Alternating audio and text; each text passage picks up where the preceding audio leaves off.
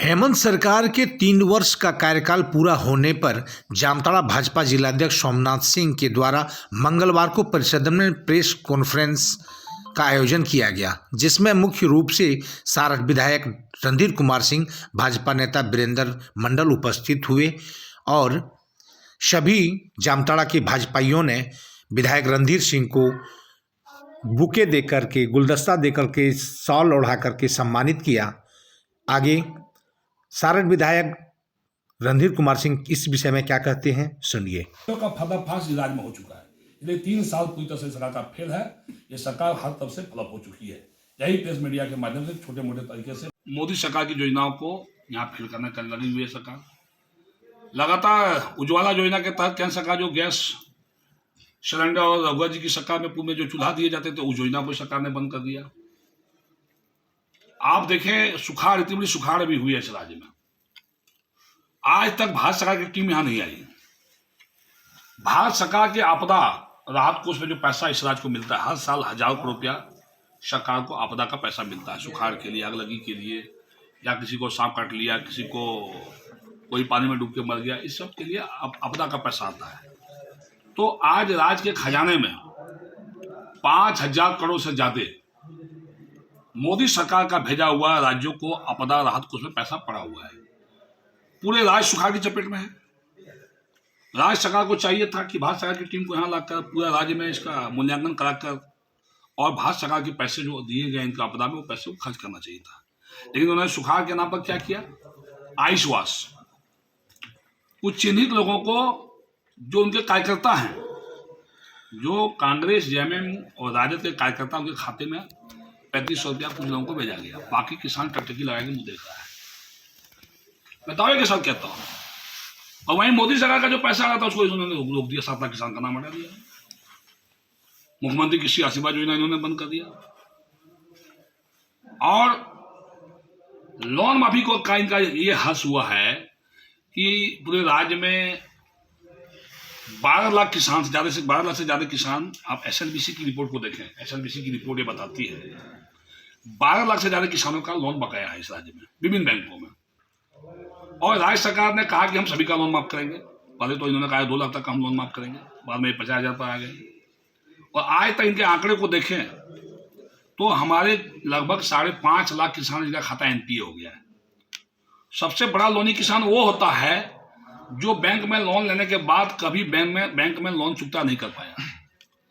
अगर कोई किसान बैंक में लोन का पहला किस्त अगर वापस कर देता है या उनका खाता रेन्यूअल हो रहा है, तो वो उतना बड़ा कर्जदार किसान नहीं माना जाएगा जितना कर्जदार किसान माना जाएगा जो एनपीए हो गया।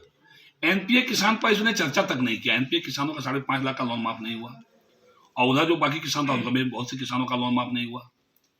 तो ये जो बैंक लोन माफी की योजना, इनका तो टाटा फीस हो गया। इन्होंने कहा कि हमारी सरकार बनेगी तो हम धान का न्यूनतम समर्थन मूल्य 2500 से 3,000 देंगे। आज तक सरकार धान का समर्थन मूल्य क्या बढ़ाएगी? किसानों का धान अधिप्राप्ति सरकार नहीं कर पाई।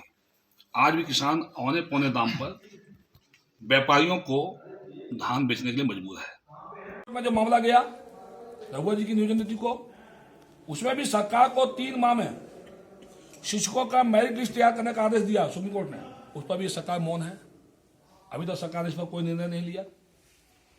तो ये इस सरकार की हालत है नियोजन नीति को लेकर। 1932 से हथियार की नीति। तो किसी भी राज्य की डोमिसाइल या स्थानीय नीति भारत सरकार तय नहीं करती है। देश में अनेक राज्य हैं।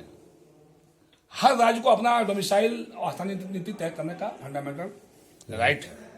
आप देखें, माननीय बाबूलाल मरांडी जी की जब सरकार पहली बार बनी इस राज्य में, उन्होंने स्थानीय नीति कैबिनेट से पारित किया था।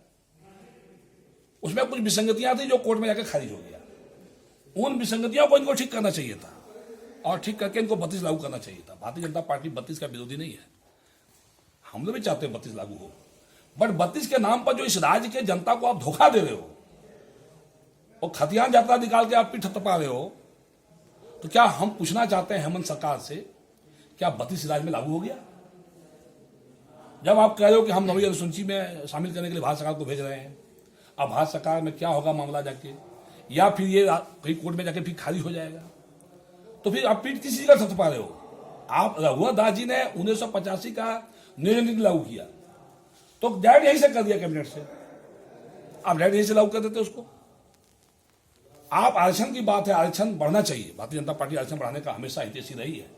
रघुवर जी ने 2019 में सभी जिला के उपायुक्तों को लेटर लिखा था कि आप इसका एनालिसिस करो कि भाई हमारे राज्य में पिछड़ा समाज का आर्थिक सामाजिक स्थिति क्या है, नौकरियों में कितनी भागीदारी है, और उसको सर्वे करा के भारतीय जनता पार्टी भी चाहती थी कि अगर हम सत्ता में दोबारा आएंगे तो हम इसको आरक्षण बढ़ाएंगे, लेकिन तरीका से बेस बनाकर।